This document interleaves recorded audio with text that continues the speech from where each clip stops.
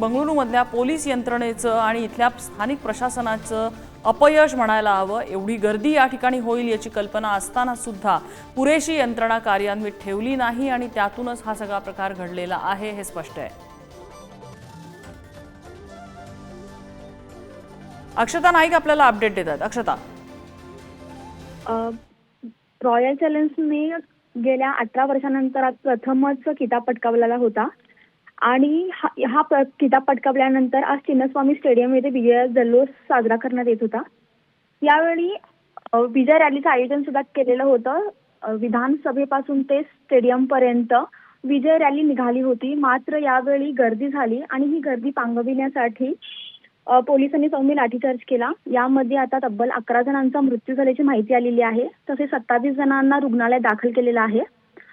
जे थोडे आहेत त्यांना बोवरिंग रुग्णालयात दाखल केलेलं आहे, तर बाकीचे जे आहेत त्यांना वैदेही रुग्णालयात दाखल केलेलं आहे।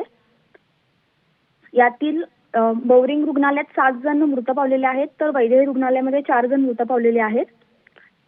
सध्या रुग्णालयामध्ये 36 जण दाखल आहेत, त्यांच्यावरती उपचार सुरू आहेत। मात्र सगळ्यांची प्रकृती चिंताजनक असल्याने मृतांच्या संख्येमध्ये वाढ होण्याची शक्यता आहे। नम्रता, अगदी तू लक्ष ठेवून राहाच या सगळ्या घटनांवरती। तुझ्याकडनं अपडेट्स आम्ही घेत राहणार आहोत वेळोवेळी। इकडे चिन्नास्वामी स्टेडियम बाहेर जी दुर्घटना घडली त्याचे अपडेट आपल्याला अक्षता देत होती। अनेक जण गंभीर जखमी आहेत, त्यामुळे मृतांचा आकडा वाढवण्याची भीती व्यक्त होते। आणि दुसरीकडे चिन्नास्वामी स्टेडियम मधलं हे सेलिब्रेशन थांबवण्याच्या सूचना IPL अध्यक्षांनी दिलेल्या आहेत।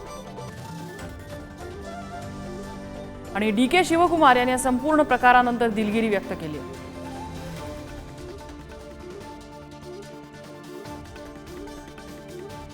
ते स्वतः या कार्यक्रमाला उपस्थित होते आणि त्यावेळेला हा प्रकार घडलेला होता। मात्र या सगळ्या चेंगराचेंगरीच्या घटनेनंतर त्यांनी संपूर्ण घटनेची माहिती घेतली आणि यंत्रणांच्या फेलियरबद्दल त्यांनी दिलगिरी व्यक्त केली आहे।